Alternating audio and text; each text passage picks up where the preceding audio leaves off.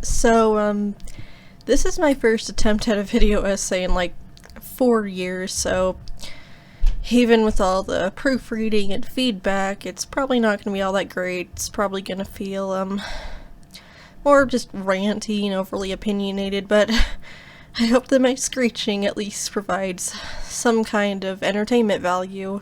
Before I properly begin, I want to make something very clear. This is not going to be me screeching security breach bad for however long this ends up being.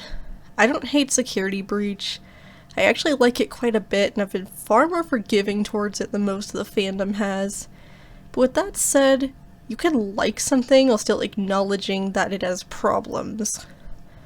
In this case though, the problems I'm going to be discussing aren't really much with the game, but something that has been happening to FNAF as a whole for longer than most people realize.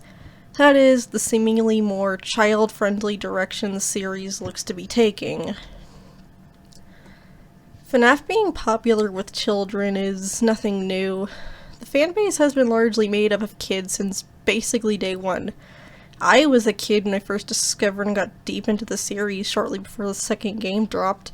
I was 11, yet that didn't stop FNAF from being pretty dark and scary. Even on the first game, back when there really wasn't all that much lore, there were still the newspaper clippings that talked about missing children and the implication of their bodies being stuffed into the suits. I cannot do this today. So why were so many kids attracted to FNAF? I can't say for sure, but I'd guess it has to do with kids thinking they're more mature than they really are and pursuing more dark and edgy content. Yeah, we were pretty much all collectively going through our rebellious emo child phases when the series dropped. Don't pretend that you weren't. Obviously, there is more to it than that. There were other factors that led to the popularity of the game, such as it unexpectedly blowing up basically overnight thanks to YouTubers like Markiplier, but that isn't really the point. Even with FNAF being a horror game with a really creepy atmosphere, uncanny character designs, and a disturbing storyline, I certainly have some thoughts on what the series is becoming. First of all, what exactly is the point? Kids already liked FNAF and it was all dark and scary, but making it colorful and removing all references to blood in the game where child murder is a central plot point, you're ironically taking away part of what drew kids in to begin with. And there's also the fact that, believe it or not, there are a lot of FNAF fans who aren't kids, and this new direction is going to alienate a decent chunk of the fan base. This change even alienates a lot of people who grew up with FNAF. It's ironic and kinda hilarious that in desperately trying to appeal to children, younger children at that, Security Breach really only appeals to super loyal FNAF fans like myself, who don't really overthink the lore, have fully embraced how insane it has become, and are just in for a good time. And not only does this alienate fans that are over the age of 12, but just overall kind of takes away a lot of what the series is known for and what made it so good. Compare the environment and colorful characters from Security Breach to the first 3 games. Security Breach doesn't even look like it's from the same franchise as those games. And then there's the merch. Oh my god, don't even get me started on the over-commercialization of the IP. There's plenty of merch no one really minds, like the figures and the plushies. But then we get stuff like FNAF Slime. I'm not making that up, although I really wish I was. A lot of the FNAF products you'll see in stores are the type of products that appeal specifically to children, and I don't get it at all. This has been a thing for longer than Security Breach has existed, by the way. But I'm bringing this up because I find it so bizarre that a series with a plot centered around topics such as child murder is now pumping out products for like 10-year-olds. And there's no escape. I see FNAF merch everywhere, regardless of what store I go to. This isn't anything new, it certainly isn't specific to FNAF, but it bothers me a lot. Oh. We all know that the only reason that FNAF merch started being pumped out is because it was popular for a good time. People thought, hey, how can we make millions off of this?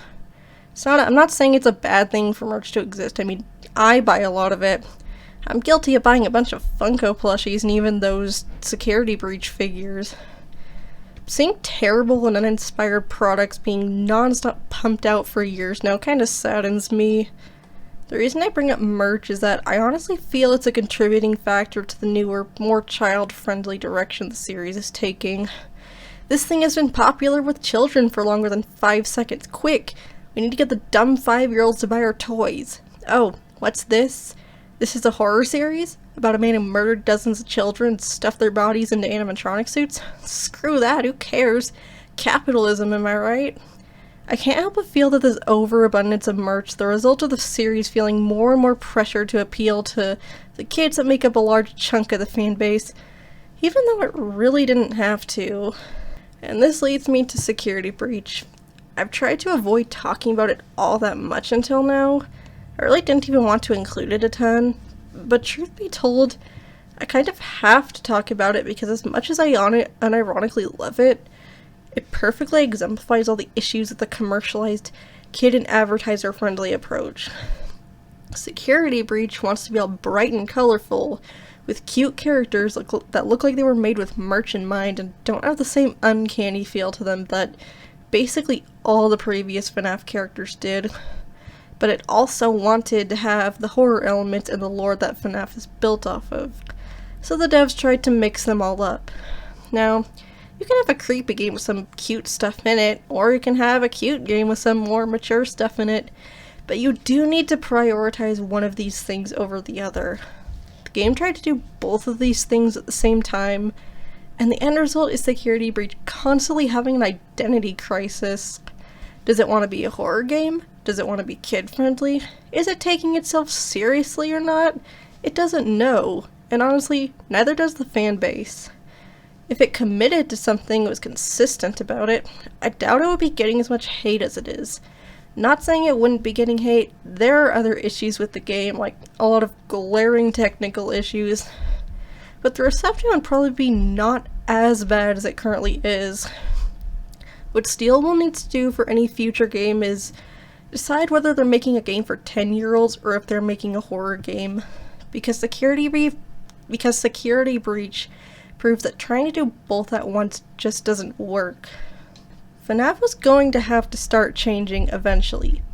As great as the formula used for the first 6 games is, you can only use it so many times before it starts to get stale.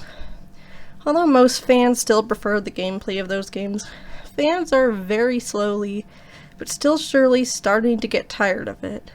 I mean, I myself got bored of it after FNAF 4 and didn't even bother with Sister Location or Pizzeria Simulator until years after they released. I really wish that I checked them out earlier, since they are awesome games, but that's another topic. I'm bringing this up to make something clear. People aren't complaining about the changes because they just hate change. We're complaining about these changes because they're going to be detrimental to the series in the long run.